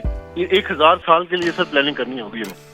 میں ایک چیز کہہ رہا تھا, اس کو غلط سمجھا لوگوں نے. میں یہ کہہ رہا تھا کہ بدقسمتی سے ہماری پارلیمنٹری ڈیموکریسی میں ہوا کیا ہے کہ ہم نے لانگ ٹرم پلاننگ نہیں کی. ہم سوچتے ہیں یہاں پچھلے آتے تھے کہ جی اچھا جی 5 سال کے بعد الیکشن ہونا ہے تو یہ چیزیں کر لو جو 5 سال سے پہلے مکمل ہو جائیں. اور پھر اس سے کیا نقصان ہوا کہ ملک تو تب آگے بڑھتا ہے جب وہ آگے سوچتا ہے, اپنی آنے والی نسلوں کا سوچتا ہے, جو چائنا کر رہا ہے. تو میں کہہ یہ رہا تھا کہ ہم بڑا غلط ہوا ہے, کوئی سوچتا ہی نہیں آگے والی اپنی نسلوں کے لیے. ملک میں پہلی گورنمنٹ اور جماعت ہیں جس نے آگے کا سوچا ہے, یہ جو درخت اگانے کا سوچا ہے پاکستان میں. اور یہ جو آپ نے ابھی بات کی ہے یہ زبردست بات ہے. دیکھیں ہم اربوں روپے کا ہم یہ گھی باہر سے امپورٹ کرتے ہیں. جیسے ہی ہمارا جب روپیہ گرتا ہے تو وہ گھی اور مہنگا ہو جاتا ہے. جو سب سے بہترین تیل ہے کوکنگ آئل یعنی استعمال کرنے کے لیے وہ ہے زیتون کا تیل. اور پاکستان ایک ایسی جگہ ہے کہ ہم جو باہر سے چیزیں امپورٹ کر رہے ہیں, ہم اگر یہ زیتون کو صحیح لگا دیں, یہ تو ایک پورا ایک انقلاب ہے پاکستان میں. ہم زیتون سے ہی اربوں ڈالر کما سکتے ہیں. ہمارے ایسے علاقے ہیں, یہ جو دریائے سندھ کے رائٹ سائڈ پہ جتنا علاقہ ہے, یہ سلیمان کا, یہ نیچے ڈی آئی خان میں, یہ اور نیچے تک, یہ سارا میں نے چیک کروایا ہے زیتون کے لیے بہترین علاقہ ہے. یہ علاقہ جدھر ہم اسلام آباد میں بیٹھے ہوئے ہیں یہاں بھی بہترین زیتون اگتا ہے. میں نے اپنے گھر میں زیتون کے پودے لگائے. تو اب ہم اسی مہینے انشاءاللہ میں بڑی ایک لانچ کر رہا ہوں زیتون کے. ایک تو ہم پیوند کروائیں گے اور پورا ایک زیتون کا انقلاب لے کے آ رہے ہیں. اب ان پہاڑی علاقوں میں جدھر لوگوں کے پاس زیادہ کچھ نہیں ہے, اگر ہم زیتون کے اوپر ہی کریں اور پھر اس کا تیل یہ ہم ایکسپورٹ بھی کر سکتے ہیں, یہ لوکل لوگوں پہ یہ خوشحالی بھی لا سکتا ہے, ہمیں ضرورت بھی نہیں پڑے گی کہ اپنے ڈالر خرچ کرنے کے لیے. تو انشاءاللہ یہ اسی مہینے میں لانچ کر رہا ہوں. فرح لودھی خان بات کر رہی ہوں میدان. مسٹر پرائم منسٹر سے سب سے پہلے تو ہم یہ کہیں گے کہ ہماری دعائیں ان کے ساتھ ہیں کہ اللہ ان کے نیت سے پاکستان کو اسٹیبل کرے. میرا سوال اپ کمنگ سینٹ الیکشن کے حوالے سے ہے.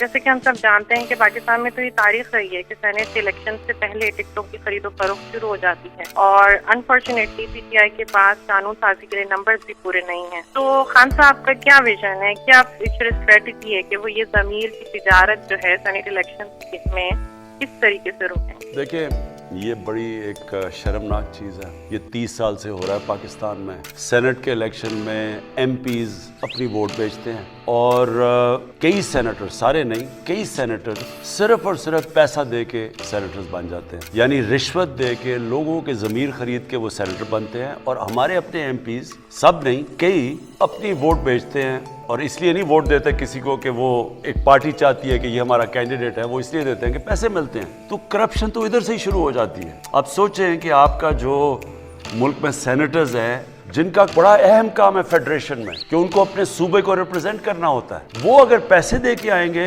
تو وہ کون سی جمہوریت ہے؟ نمبر 1. اور نمبر 2, جو پیسے دے کے سینیٹر بنے گا وہ کہ حاتم تائی تو نہیں کہ وہ آ کے ملک کی خدمت کرے گا. جو رشوت دے کے سینیٹر بنے گا اس کا مطلب وہ پیسے بنانے آیا ہے. تو کرپشن تو یہی شروع ہو جاتی ہے. تو جب یہ 30 سال سے ہو رہا تھا کبھی کسی نے اس کے اوپر کچھ نہیں کیا. پھر یہ جو مین پارٹیز ہیں, پیپلز پارٹی اور نون لیگ, انہوں نے 2007 کے اندر چارٹر آف ڈیموکریسی سائن کی. دونوں نے کہا کہ اوپن بیلٹ ہوگا, یعنی کہ سیکرٹ بیلٹ نہیں ہوگا, کھل کے لوگ ووٹ ڈالیں گے. ہم نے 2018 میں 20 لوگوں کو پارٹی سے نکالا. وہ پیسے لے رہے تھے, پیسے لے کے انہوں نے ووٹ دے, 20 ایم پیز کو پارٹی سے نکالا. میں تب سے کہہ رہا ہوں کہ یہ بیلٹ کو جب سب کو پتا ہے کہ اس میں رشوت چلتی ہے تو اوپن بیلٹ کریں, کیا وجہ ہے؟ اور یہ دونوں مین پارٹیز نے بھی کہا ہوا ہے. اب ہم اس ہفتے انشاءاللہ ایک کانسٹیٹیوشنل امینڈمنٹ کریں گے. ہم عدالت میں بھی گئے ہوئے ہیں, کانسٹیٹیوشنل امینڈمنٹ بھی کر رہے ہیں. اب میں یہ دیکھنا چاہتا ہوں اور ساری قوم کو میں چاہتا ہوں دیکھیں, آپ سب دیکھیں کہ جب سب کو پتہ ہے پیسہ چلے گا تو یہ کیوں نہیں اس امینڈمنٹ کو بیک کریں گے جدھر اوپن بیلٹ ہو, جدھر یہ اس کی وجہ سے پیسہ نہیں چلے گا. تو یہ اب اس ہفتے ساری قوم دیکھے گی کون کدھر اپنا ووٹ ڈالتا ہے, کیونکہ جو بھی اگر سیکرٹ بیلٹ کے ساتھ جائے گا آپ کو پتہ چل جائے گا کہ وہ یہ کرپشن کا نظام نہیں ختم کرنا چاہتے. السلام علیکم پرائم منسٹر. جی ہارون, السلام علیکم. How are you, sir? You okay?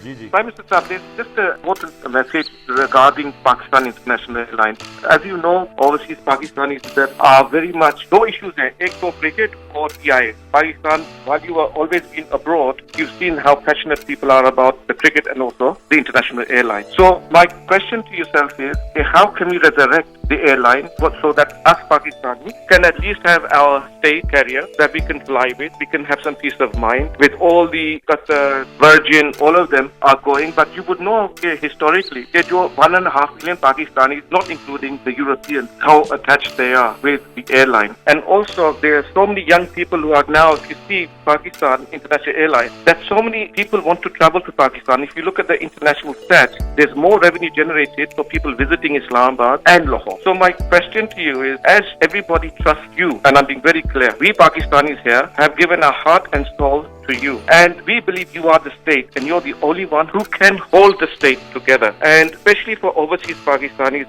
who love the airline, who want to travel with the airline regardless of the service. My question to you is very simple. How will you resurrect the airline? How would you help us to travel with our motherland regardless of all the other airlines in the industry? मैं जितनी तकलीफ से आप PIA की बात कर रहे हैं तो मैं वो पूरी तकलीफ समझता हूँ, क्योंकि हमने अपनी ज़िंदगी में PIA को एक दुनिया की टॉप एयरलाइंस से शुरू हुई, जिसने सऊदीया की एयरलाइन बनाई, जिसने एमिरेट्स एयरलाइन बनाई, जिसने सिंगापुर एयरलाइंस बनाई, बड़ी बड़ी एयरलाइंस है दुनिया की, और हमने फिर इसको नीचे आते देखा। देखिए प्रॉब्लम PIA का क्या हुआ। PIA के अंदर PIA को इस्तेमाल किया गया, जो हर गवर्नमेंट इदारों को तबाह किया गया, सियासी तौर पे भर्तियां करके इन इदारों को उतना बड़ा कर दिया गया कि वो इतना उसका आपके पास पैसा ही नहीं बचता। जब आप तनख्वाहें दे देते हैं तो उसके पास पैसा नहीं बचता। दूसरी चीज़ करप्शन, सारे इदारे अगर तबाह हुए हैं वो करप्शन की वजह से हुए, और उसकी वजह से आज PIA का ज़रा मसला आपको मैं बता दूं कि इसके ऊपर 400 अरब रुपए का कर्जा चढ़ा हुआ है। जो टोटल कर्जा PIA पे है वो 400 अरब रुपया। अब इसके ऊपर सूद देना पड़ता है, इसके ऊपर पैकेजेस देने पड़ते हैं इसको सस्टेन करने के लिए। लेकिन ये जो बोझ पड़ा हुआ है हमारे ऊपर, और इसके ऊपर जो वो हमारे पास इतने पैसे नहीं होते कि हम इसके लिए अच्छे जहाज़ लें, नए जहाज़ लें। जिस तरह एयरलाइंस को तो नए जहाज़ चाहिए, आप जो बड़े अच्छे अच्छे जहाज़ जिनकी फ्यूल कम है, जिनका कॉस्ट चलाने का कम है, लेकिन हमारे पास वो उस तरह के फंड्स नहीं हैं, और क्योंकि इसके ऊपर कर्जा चढ़ा हुआ है। कोशिश पूरी कर रहे हैं, और अल्लाह का करम था कि ये कोरोना से पहले वो ठीक तरफ जा रहा था, ऑपरेटिंग लॉस भी कम कर दिया था, अगर किस्तें ना देनी पड़े तो वो बैलेंस भी कर रहे थे। ऊपर से कोरोना आ गया। अब कोरोना से आप सारे जानते हैं सारी दुनिया में एयरलाइंस अब प्रॉब्लम्स में चली गई हैं कोरोना के बाद। मेरी कोशिश पूरी ये है कि PIA को एक प्रोफेशनल एयरलाइन बनाया जाए, इसमें कोई पॉलिटिकल इंटरफेरेंस ना, और वो हम कर रहे हैं। इस वक्त कोई पॉलिटिकल इंटरफेरेंस नहीं है। हमारा मसला ये है कि इसके ऊपर कर्जे चढ़े हुए हैं। दूसरा, हम इसके अंदर जो जितने ज़्यादा लोग एम्प्लॉय हुए हैं वो, अगर आप रेशो देखें एयरक्राफ्ट टू लोग, वो बहुत ज़्यादा है। तो इसको रिस्ट्रक्चर कर रहे हैं, थोड़ा सा टाइम लगेगा। हमारा इसके ऊपर भी प्लान करेंगे ये कर्जा हमने कैसे उतारना है। तो जैसे जैसे इंशाल्लाह हम ये कर्जा उतारते रहे तो ये एयरलाइन तो है वायबल, क्योंकि रूट्स बहुत अच्छी हैं। 90 लाख बैरून मुल्क पाकिस्तानी हैं, वो सारे PIA पर ट्रैवल करना चाहते हैं, बहुत बड़ी ताकत है। लेकिन इस वक्त सिर्फ मसला इतना बड़ा कर्जों का बोझ पड़ा हुआ है, जो कि हर इदारे में मसला बना हुआ है। हमारे कर्जे, स्टील मिल, उसके ऊपर कोई 300 अरब रुपए का कर्जा चढ़ा हुआ है। पावर सेक्टर के अंदर सर्कुलर डेट चढ़ी हुई है। तो हमारा मसला सिर्फ ये जो कर्जे चढ़े हुए हैं, इसकी वजह से हमारे पास पैसा नहीं बचता इनको रिफॉर्म करने के लिए।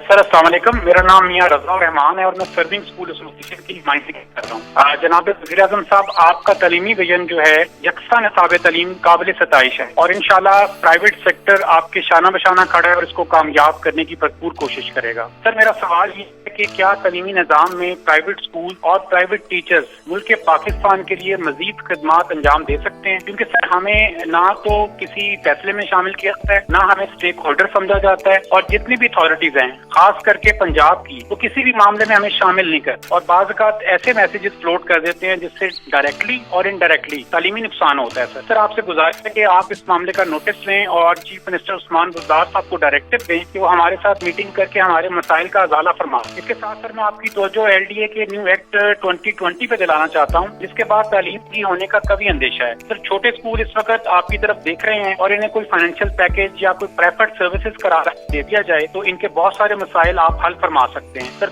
बसूरत दीगर सर इन छोटे स्कूल हैं ये बंद हो सकते हैं और तालीम मजीद महंगी हो सकती है। یہ بالکل آپ ٹھیک کہہ رہے ہیں. کورونا کے دور کے اندر جب اسکول بند ہوئے تو جو چھوٹے پرائیویٹ اسکولس تھے ان کو بہت نقصان پہنچا ہے. دیکھیں نا, کورونا جب ہوا تو جب لاک ڈاؤن ہوا, یہ ساری دنیا کا مسئلہ ہے اس وقت. جب لاک ڈاؤن ہوا تو چیزیں بند ہوئی, جو سارا سروس سیکٹر ہے وہ بیٹھ گیا. ٹورزم بیٹھ کے, ہوٹلز, ریسٹورینٹس, ان کو سب کو نقصان ہوا, شادی گھر. پھر ساتھ ساتھ یہ جو تعلیمی ادارے ہیں, جو پرائیویٹ اسکول سیکٹر ہے, اس کو بہت نقصان ہوا. تو اس کے لیے ہم کر رہے ہیں, مسلسل ہم سوچتے رہتے ہیں کہ ان کی ہم کیسے مدد کر سکیں. دیکھیں, پرائیویٹ جو اسکول کا جو سیکٹر ہے اس کو بالکل ہم نے مدد کرنی ہے. میں حیران ہوں کہ آپ سے کسی نے کنسلٹ نہیں کیا, کیونکہ شفقت محمود جو فیڈرل ایجوکیشن منسٹر ہیں انہوں نے مسلسل میٹنگز کی ہیں. پنجاب میں اور پختونخوا کے جو ایجوکیشن منسٹرز ہیں ان کا جاب ہے میٹنگز کرنا. لیکن میں یہ پورا چیک کروں گا کہ آپ کہہ رہے ہیں کہ اسٹیک ہولڈرز کو نہیں لیا. ہم مسلسل کوشش کر رہے ہیں بات چیت کرنے کی پرائیویٹ اسکول سے کہ کیسے ہم ان کی مدد کر سکیں. ظاہر ہے ہمارے پاس وہ ریسورسز تو نہیں کہ ہم ساروں کو پیسے دے سکیں, لیکن ہم اور چیزوں میں پوری چھوٹ دینے کی کوشش کر رہے ہیں, جیسے ٹیکس بریکس ہیں یا پھر کئی ہم نے قرضے دیے ہیں یہ کورونا کے چھوٹی انڈسٹری کو, تاکہ وہ بالکل بیٹھ نہ جائے. تو اس کے اوپر بھی میں بات کروں گا, کیونکہ تعلیم کا سیکٹر بہت امپورٹنٹ ہے اور وہ بڑا پرائیویٹ جو اسکولز کا سیکٹر ہے وہ بہت متاثر ہوا ہے, مجھے پتہ کورونا کے دور. میں الفت بات کر رہی ہوں, الفت مصطفیٰ قلعہ دیدار سے. جی جی, سب سے پہلے تو مجھے یہ کہنا تھا کہ پی ٹی وی نے یہ بہت گریٹ انیشیٹو لیا ہے کہ ہم ڈائریکٹ پی ایم سے بات کر سکتے ہیں. یہ بہت بڑی, میرے خیال میں یہ بہت بڑی اچیومنٹ ہے. سیکنڈ میرا کویشچن ہے عمران خان صاحب سے, کائنڈلی یہ ذرا بتائیں کہ ہم نے سب سے زیادہ ووٹ جو ہے مطلب انہیں دیے ہیں, نوجوانوں نے سب سے زیادہ ووٹ انہیں دی, اور ہم نے بڑی ان سے امید لگائی ہوئی تھی کہ یہ جب آئیں گے تو حالات چینج ہوں گے, خاص طور پہ نوجوانوں کے لیے. کہ 2.5 سال ہو گئے ہیں, انہوں نے نوجوانوں کے روزگار کے لیے کیا کیا. اور دوسرا, انہوں نے نوجوانوں کے لیے ایک روزگار اسکیم متعارف کروائی تھی, لیکن میں خود اس کے لیے قرضہ لینے کے لیے گئی بینک میں, تو میرے ساتھ اور بھی کافی لڑکیاں تھیں. تو بینک والوں نے کہا یہاں پہ تو کوئی قرضہ نہیں ملتا. تو مجھے یہ سننے میں آ رہا ہے قرضہ تو سیالکوٹ کے علاوہ باہر کسی کو مل ہی نہیں رہا ہے. تو یہ پی ایم صاحب پلیز اس چیز کا پتہ کروائیں کہ قرضہ مل کس کو رہا ہے. دیکھیں, سب سے پہلے تو یہ قرضہ نہ سیالکوٹ دیتا نہ کوئی, یہ بینکس ہیں وہ بالکل اپنی ایویلویشن کرتے ہیں. وہ آپ کو ایک فارم بھیجتے ہیں کہ جی مجھے یہ قرضہ چاہیے, وہ بینک اس کے بعد ایویلویٹ کرتے ہیں بالکل میرٹ کے اوپر. ان کو نہیں پتا ہوتا کہ یہ کون ہے, اور بینک ویسے بھی پرائیویٹ بینکس ہیں, انہوں نے کوئی کسی کو پولیٹیکل بیسس پہ تو قرضہ دینا نہیں ہے, وہ میرٹ کے اوپر دیتے ہیں اور اسی کے اوپر ایویلویشن ہوتی ہے, اس پہ قرضہ ملتا ہے. کوئی کسی قسم کی اس میں سیاسی مداخلت نہیں ہے. جس طرح ہمارا جو احساس پروگرام تھا, ہم نے 180 ارب روپیہ بانٹا ہے. کوئی مجھے آج ایک کہہ دے کہ ایک بھی روپیہ کسی سیاسی بیسس پہ کسی کو بانٹا ہو. ساری ایویلویشن ہوتی تھی, ڈیٹا بیس سامنے آتا تھا, اس کے اوپر ایویلویٹ کرتے تھے, اس کے مطابق قرضہ دیا جاتا تھا. آپ یہ سوچیں کہ ہم نے اس احساس پروگرام میں جس کی آبادی سے زیادہ قرضہ دیا وہ سندھ کے اندر دیا ہے, کیونکہ اندرونی سندھ میں زیادہ غربت تھی, تو سب سے زیادہ قرضہ تو ادھر دیا ہے جو کیش ہم نے ٹرانسفر. تو اس لیے میں پہلے یہ کہہ رہا ہوں کہ یہ جو ہمارا کامیاب جوان کا بھی پروگرام ہے جو قرضے دینے کا, اس میں کسی قسم کا ہماری مداخلت نہیں ہے. یہ بینکس خود ایویلویٹ کرتے ہیں کہ کیا یہ جو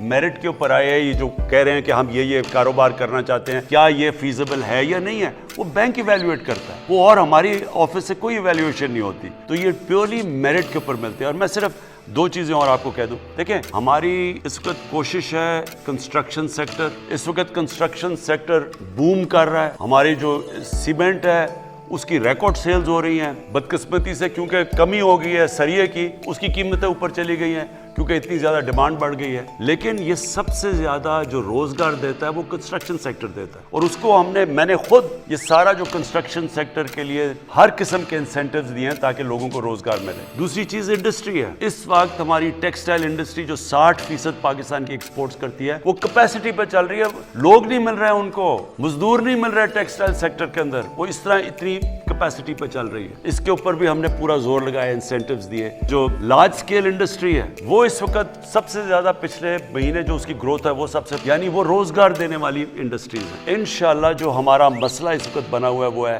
ٹورزم, اور یہ جو سروس سیکٹر, ریسٹورینٹ, ادھر کرونا کی وجہ سے مشکل پڑی ہے, وہ ساری دنیا میں پڑی ہوئی ہے. لیکن آپ فکر نہ کریں, جس طرف ہمارا اب جو پاکستان جس ڈائریکشن میں جا رہا ہے, انشاءاللہ جیسے جیسے ہمارا بڑھتا رہے گا, ہماری انڈسٹری بڑھتی رہے گی, تو روزگار کے بھی اور موقع بڑھتے جائیں گے.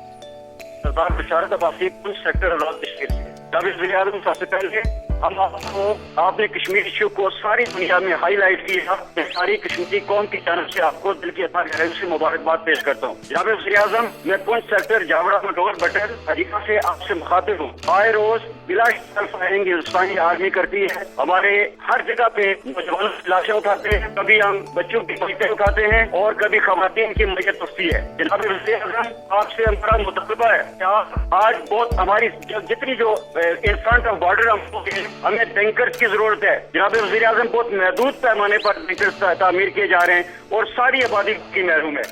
जी, देखें, ये बड़ी बदकिस्मती है और बहुत ही ट्रेजेडी है जो कि लाइन ऑफ कंट्रोल के ऊपर जो शेलिंग होती है और उससे जो लोग मुतासर हैं और वो बहुत बड़ा इलाका मुतासर है। हमने हेल्थ कार्ड यानी हेल्थ इंश्योरेंस तो हमने यहाँ से पहुँचाई है उस सारे इलाके को, ताकि कम से कम लोगों के पास हेल्थ इंश्योरेंस हो। लेकिन ये एक बड़ा मसला है। हम इसमें यूनाइटेड नेशंस से भी और मुसलसल कोशिश कर रहे हैं हिंदुस्तान को प्रेशर डालने के लिए कि वो बेकसूर जो शहरी रह रहे हैं, जो बेचारे सिविलियंस रह रहे हैं, उनके ऊपर तो किसी तरह ये रोका जाए। लेकिन देखिए, कश्मीर का मसला ऐसा है कि ये उस स्टेज पे पहुंच गया है कि पहले तो ये ख़त्म ही हो गया था ना इंटरनेशनली, अब ये इंटरनेशनली सारी दुनिया कश्मीर की तरफ देख रही है। अभी आपने देखा कि यूनाइटेड नेशंस के सेक्रेटरी जनरल ने इसके ऊपर स्टेटमेंट दी है और इंशाल्लाह ये जो अब नई एडमिनिस्ट्रेशन अमेरिका में आई है जो बाइडन की, इनसे भी हम बात करेंगे कि प्रेशर डालें जो इस वक्त कश्मीर के अंदर हो रहा है, मकबूजा कश्मीर में जो हो रहा है ख़ास तौर पे, लेकिन ये लाइन ऑफ कंट्रोल पे भी। तो आप ये बेफिक्र हो जाएं, इसके ऊपर पूरी हम कोशिश कर रहे हैं हर फोरम पे।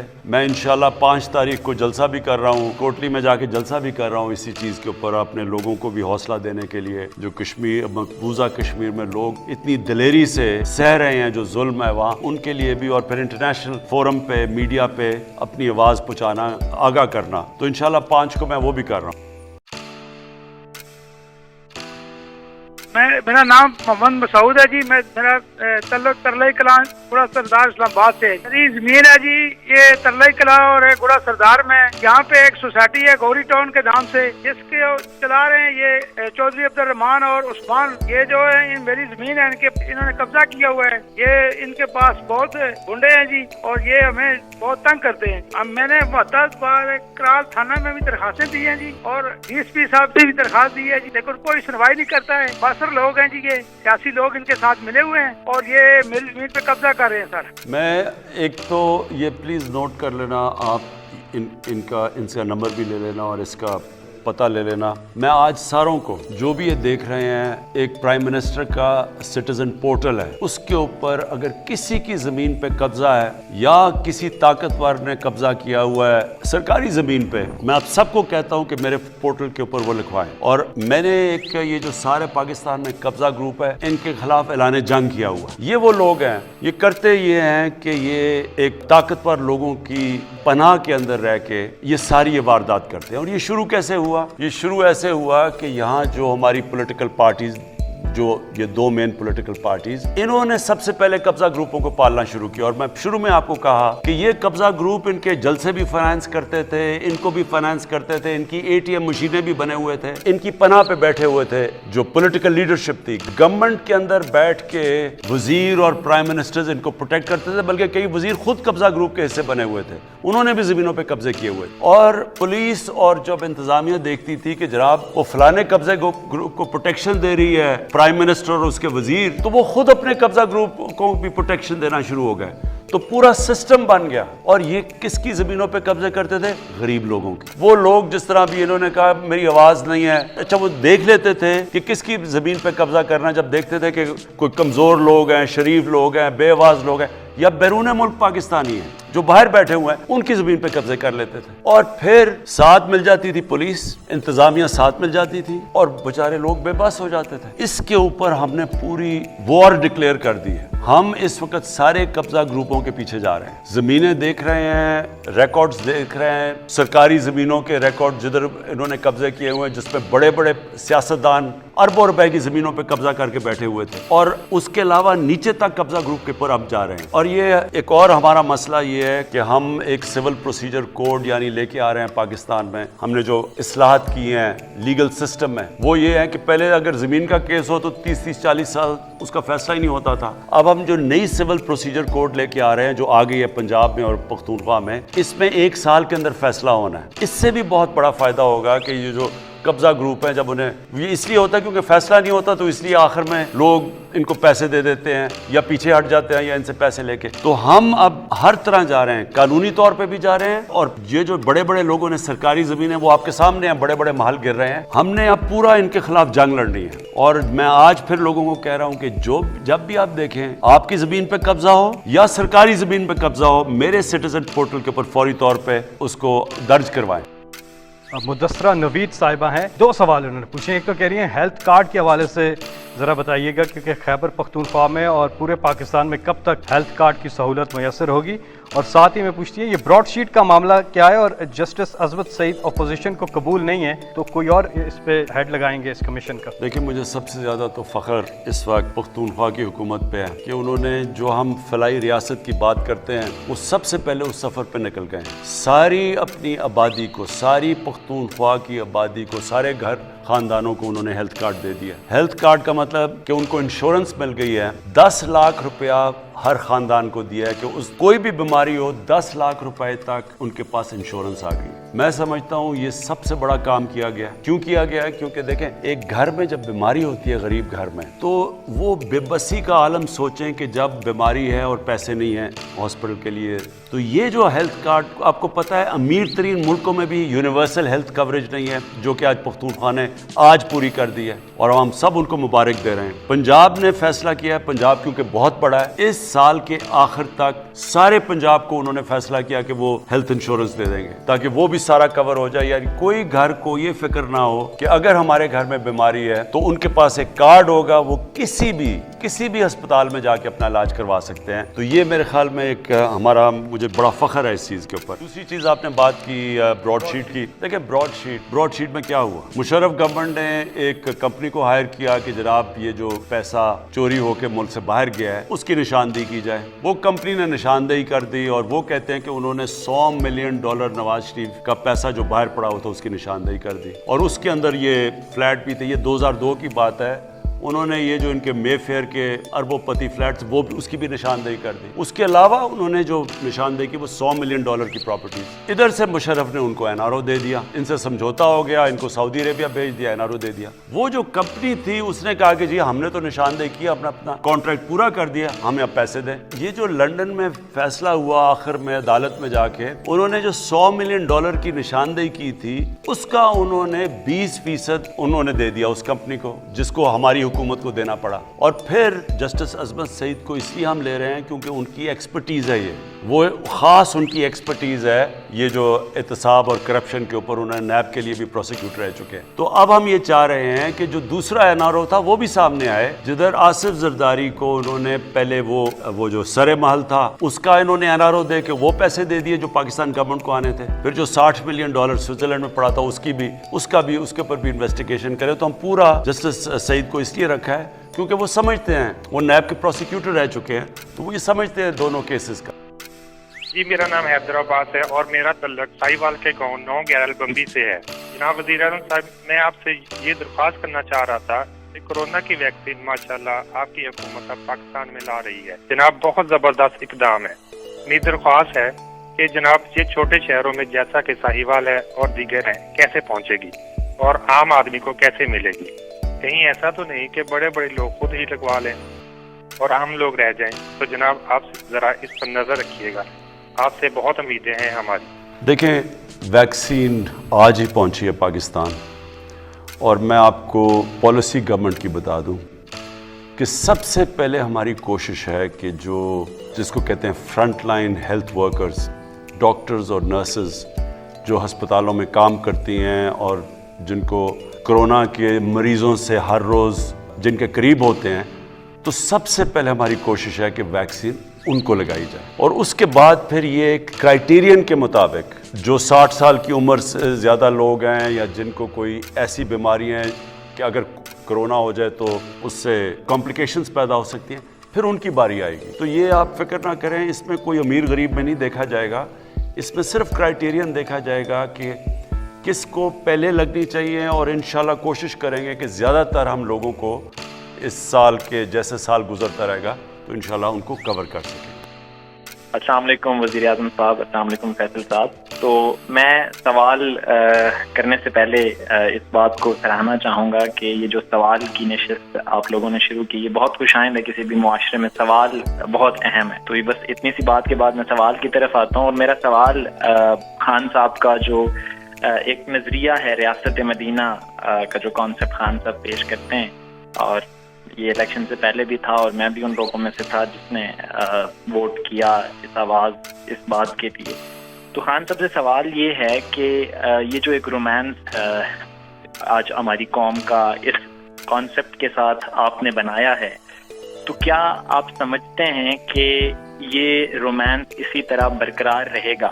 کہیں ایسا تو نہیں ہوگا کہ یہ ایک مغالطہ ہو جائے، فیلسی ہو جائے، انٹلیکچوئل فیلسی کا شکار ہو جائیں ہم، اور جو کانسیپٹ ریاست مدینہ کا ہمارے ذہن میں ہے وہ کہیں ڈسٹارٹ تو نہیں ہو جائے گا؟ کیونکہ ہم دیکھتے ہیں کہ لوگ جب بات کرتے ہیں اسلام آباد پولیس کے ہاتھوں اسامہ ستی کا قتل ہو، سائیوال واقعہ ہو، تو لوگ کہتے ہیں کہ یہ ریاست مدینہ ہے. تو کہیں ہم جس چیز کو یولوجائز کرنا چاہتے ہیں، سراہنا چاہتے ہیں، جس کو بہت اٹھانا چاہتے ہیں، کہیں ہم اس گرینڈ وہ جو ڈیزائن ہے کہیں ایسا نہ ہو کہ وہ خواب جو ہے وہ خواب کا ٹوٹنا جو ہے وہ بڑا. بیسکلی آپ یہ کہہ رہے ہیں کہیں فیل نہ ہو جائیں. جی جی جی. دیکھیں، میں آپ کو دو مختلف چیزیں بتانا چاہتا ہوں کہ اللہ نے مجھے شاید زیادہ آزمایا اور باقی لوگوں سے زیادہ کامیابی دی. یعنی مختلف چیزوں میں زندگی میں نے بڑے بڑے گولز رکھے، کرکٹ میں، پھر ایز کیپٹن، پھر شوکت خانم، پھر نمل یونیورسٹی، اور پھر ایک وہ آدمی جس کی کوئی پولیٹیکل بیک گراؤنڈ نہیں تھی، وہ ایک 2 پارٹی سسٹم کے اندر وہ ایک پارٹی بناتا ہے، اور پھر ایک جد و جہد کے بعد وہ پارٹی اقتدار میں آ جاتی ہے. اور 2 پارٹی سسٹم جو دنیا میں کہیں نہیں ٹوٹتا. یہ یاد رکھیں کہ جدھر 2 پارٹیز ہیں وہ تیسری پارٹی کا آنا ناممکن ہے. امریکہ میں دیکھ لیں، انگلینڈ میں دیکھ لیں، ہندوستان میں دیکھ لیں، جدھر بھی دیکھ لیں. کہنے کا مقصد یہ ہے کہ یہ ساری چیزیں جب میں کرنے گیا تو جس طرح آج آپ کہہ رہے ہیں کہ مدینہ کی ریاست ایک یہ ایسے خواب ہی نہ رہ جائے، تو یہ سب نے مجھے زندگی میں کہا کہ یہ چیزیں نہیں ہو سکتی. جو بھی میں نے کام کیا ہے دنیا کہتی تھی یہ چیزیں نہیں ہو سکتی. اور وہ کیوں کہتی ہے دنیا؟ یہ یاد رکھیں. اور میں نوجوانوں کے لیے بھی بات کر رہا ہوں کہ کبھی آپ لوگوں کی باتوں سے یہ نہ ہو کہ اپنی خواب کے پیچھے نہ جائیں.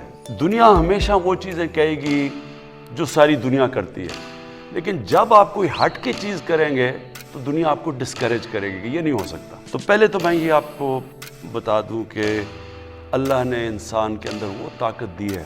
جب انسان کو اشرف المخلوقات بنایا ہے تو اللہ نے انسان میں وہ چیز دی ہے جو اس نے فرشتوں کو کہا کہ میں نے تمہیں بھی نہیں دی. تو ہم اس کی عظیم مخلوق ہیں، ہمارے میں بہت صلاحیتیں ہیں. ہم کیونکہ کہیں نہ کہیں راستے میں اپنی خواب کے پیچھے نہیں جاتے، ہم اپنے دل کی خواہشوں کے پیچھے نہیں جاتے، ہم ڈر جاتے ہیں، ہم معاشرے ہمیں کہتا ہے کہ یہ نہیں ہو سکتا، تو ہم راستے میں وہ کام نہیں کرتے جو ہمارا دل کہتا ہے. ہم پھر وہ کام کرتے ہیں جو کہ ساری دنیا چاہتی ہے ہم کریں. آج تک دنیا میں کسی نے بھی کوئی بڑا کام کیا ہے، ہر اس انسان کو دنیا نے کہا یہ نہیں ہو سکتا. جب پہلا آدمی ماؤنٹ ایوریسٹ پہ چڑھا تھا، دنیا کے سب سے اونچے پہاڑ پہ، تو اس سے پہلے تو یا مر گیا تھا کوئی یا فیل ہو گیا تھا. تو لوگوں نے اسے کہا کہ تم نہ کرو، یا دیوانہ ہے جو کہ کوشش کرتا ہے. یہ یاد رکھیں کہ انسان کا جو دل کہتا ہے اس کے پیچھے جانا چاہیے، اور پھر جب جائے گا تو پل جلا کے جائے کہ اب اس کی واپسی کوئی نہیں. یعنی اگر میں نے یہ فیصلہ کیا ہے کہ انشاءاللہ یہ ہمارا مدینہ کے ریاست کے اصولوں پہ ایک عظیم قوم بنے گی، تو اس کے بعد کوئی دوسرا راستہ نہیں ہے. اب آ جائیں جی مدینہ کی ریاست، یہ سمجھ رہے ہیں. اور انشاءاللہ اب ہم پاکستان کے اندر 7، 8 اور 9 کلاسز میں ہر سکول کے اندر سبجیکٹ رکھ رہے ہیں سیرت نبی، کہ وہ کیا تھی مدینہ کی ریاست. کیونکہ لوگوں کو پتہ ہی نہیں ہے اس چیز کا. وہ کوئی ایک چیز ملک میں خراب ہوتی ہے وہ کہتے ہیں جی مدینہ کی ریاست کدھر گئی. مدینہ کی ریاست ایک بڑی خواب تھی، ایک ماڈرن ریاست تھی. دنیا میں پہلی دفعہ اس طرح کے کانسیپٹس آئے، ایک جمہوری کلچر آیا، قانون کی بالادستی آئی. کوئی قانون سے اوپر نہیں تھا. نبی صلی اللہ علیہ وسلم نے کہا کہ میری بیٹی بھی قانون توڑے گی تو اس کو بھی سزا ملے گی. کوئی قانون سے اوپر نہیں تھا. پھر ایک انسانیت کا نظام تھا جس کو فلاحی ریاست کہتے ہیں. ریاست نے اپنے کمزور طبقے کی ذمہ داری لی تھی. یہ بڑے کانسیپٹ تھے. پھر میرٹ تھی, پھر انسانی حقوق تھے. انسان کا جو بھی رنگ ہو, جو بھی دین ہو, سب قانون کے سامنے ایک برابر تھے. یعنی یہ جو سوچ تھی, جو نبی صلی اللہ علیہ وسلم کا آخری خطبہ تھا, وہ ہیومن رائٹس کا, جو آج یو این کا چارٹر دیکھ لیں تو وہ تب انہوں نے تقریباً 1500 سال پہلے وہ چارٹر دیا تھا انسانیت کا. تو یہ سارے جو کانسیپٹس تھے یہ ماڈرن کانسیپٹس تھے. مسلمانوں کی تاریخ میں جو ملک ان اصولوں پہ گیا ہے وہ اوپر چلا گیا, اور جو مسلمان ملک نہیں بھی ہے جب وہ ان اصولوں پہ جاتا ہے وہ اوپر چلا جاتا ہے, اور جو ان سے پیچھے ہٹ جاتا ہے, جو بدقسمتی سے ہم ہٹ گئے ہیں, تو تب وہ ملک نیچے جاتا ہے, جو ہماری آج حالات ہے. تو یہ مدینہ کا ریاست, یہ یاد رکھیں, یہ ایک جدوجہد کا نام ہے. یہ سوئچ آن آف نہیں ہوتا کہ مدینہ کی ریاست آ جاتی ہے. ساری قوم مل کے ایک بڑی خواب کی طرف جاتی ہے, محنت کرتی ہے, قربانیاں دیتی ہے, مشکل وقت سے نکلتی ہے, کیونکہ مدینہ کی ریاست نبی صلی اللہ علیہ وسلم کی سنت تھی. وہی قوم اٹھ جاتی ہے اور عظیم قوم بن جاتی ہے, اور انشاءاللہ یہ بننے جا رہی ہے پاکستان ایک عظیم قوم.